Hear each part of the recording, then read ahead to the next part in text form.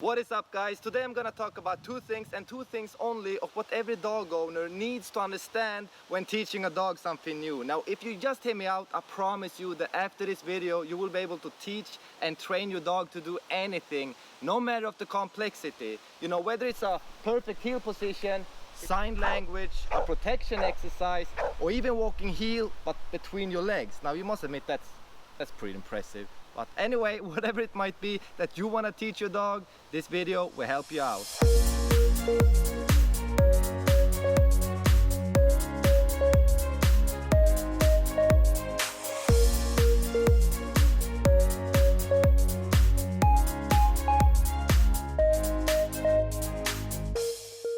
Now, the reason why I'm making this video is because I noticed that there is some dog owners, when teaching their dogs something new, they tend to just give the command to the dogs and magically expect them to do so, you know, like walk heel, heel, walk heel. No, what's wrong with you, dog? You know, that's not how it works. So there is a few things that we need to talk about. So ever since I studied rocket science, I like to break down things into math whenever I have something to solve or want to explain something. Not that dog training is close to rocket science, but you get my point. So you want to teach your dog something new, whatever it might be, and no matter of the complexity, there's actually only two things that you need to master in this equation.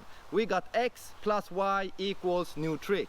Now, this will sound so obvious to some of you guys, but just hear me out. I promise you that I'm gonna go in depth about it as well, so you can replicate what I'm saying and put it into good use. So this video won't just be theoretical. So if I'm gonna give my dog a command, I'm gonna say a word and she's gonna do what I ask her to, she will have to understand what I'm saying, right?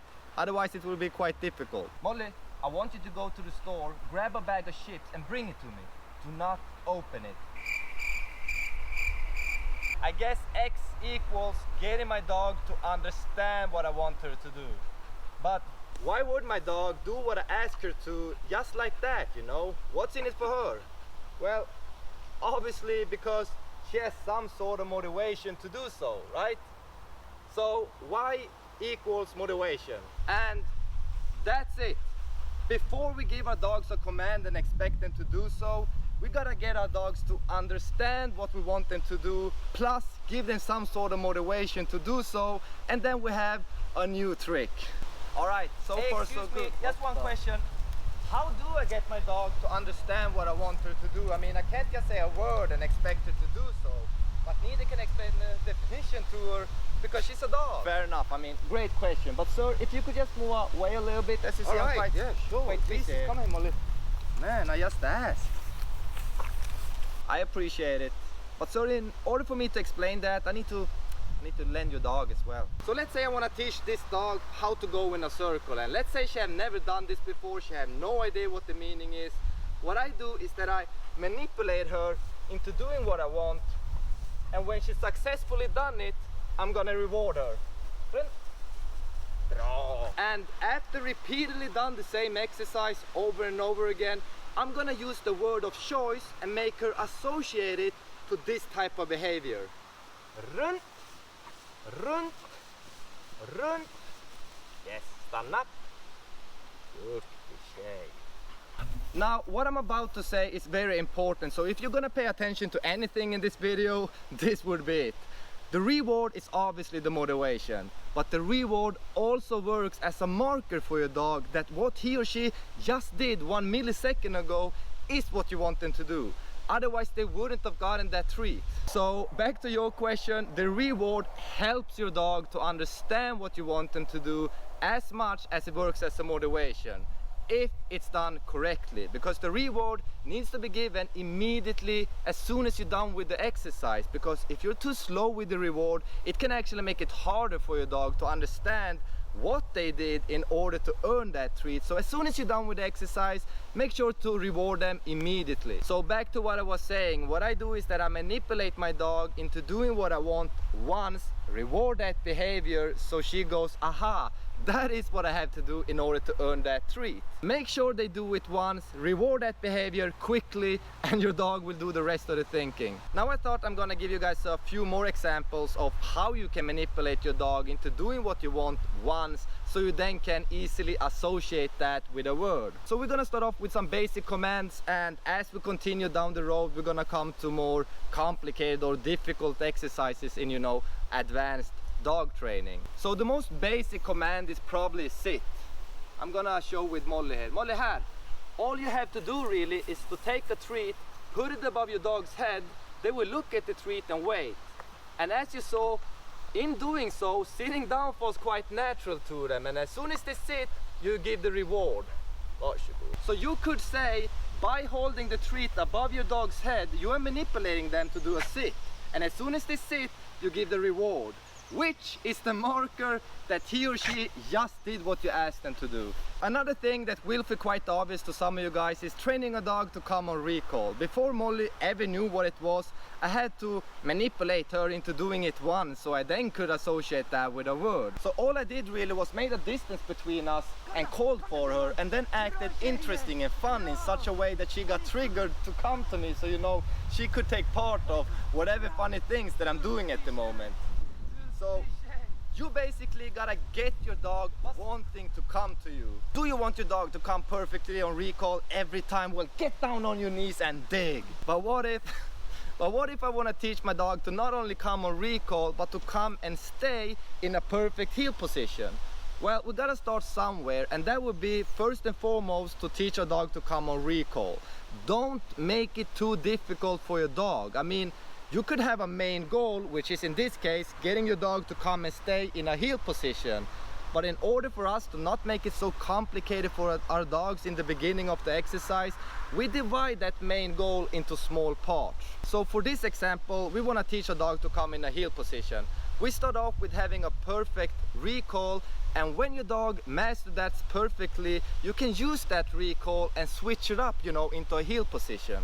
So I'm gonna try to demonstrate with Molly. She's far away doing, I don't know. Molly, heat, in. Oh. So Molly is now quite good at this, but at the beginning she obviously wasn't. So what I had to do was luring her into the position that I wanted her to be in, then took a treat towards my face, so you know she will look towards my face, and then I reward her. Because a heel position, for me at least, is not only a dog that is close to my hip, it's a dog that is always searching for eye contact, because I want to use that and take it one step further, which will be walking heel with eye contact. Molly, här, titta. Titta.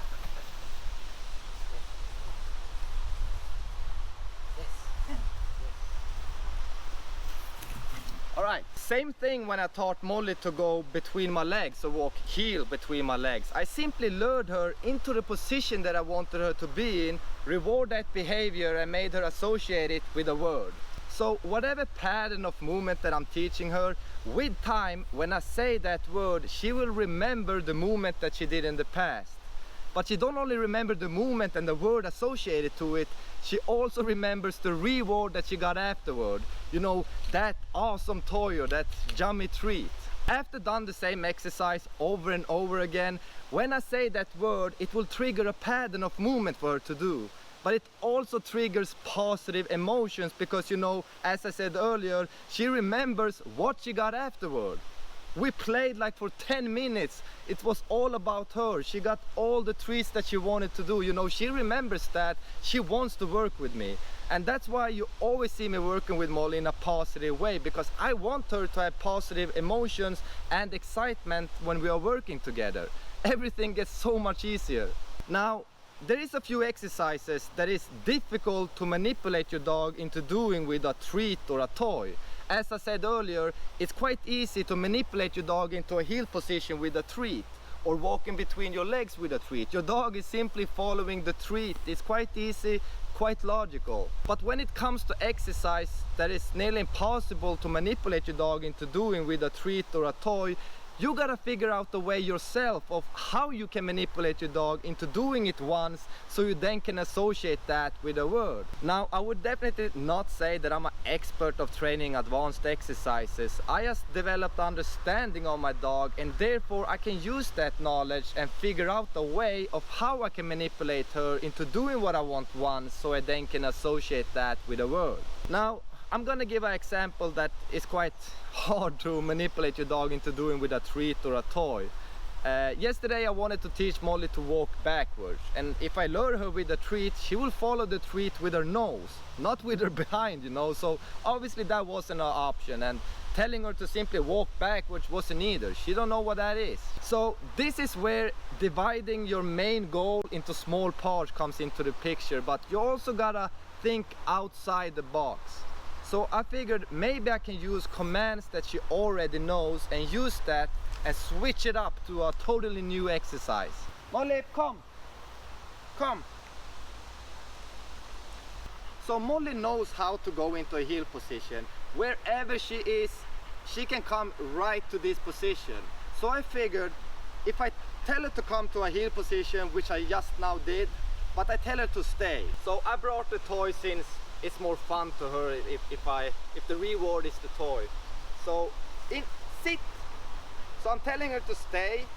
I go backwards a few steps. In. Yes. Good. Backa. Bra. So as you just saw, I used the command that she already knows and manipulated her into walking backwards. Now obviously that's not a perfect walking backwards, but we gotta start somewhere. And you know, with time I can use that word backwards while I stand in front of her or 100 yards in front of her and telling her to backwards, and she will go back. Alright, thank you guys so much for watching. I have 1,000 mosquito bites. This is the third time I'm trying to film this video. I really hope the material was good. I really hope that this was at least a little bit helpful to some of you guys, and if it was, make sure to hit that like button, maybe that notification bell, and if you got any sort of questions, I'm more than glad to, you know, help you out.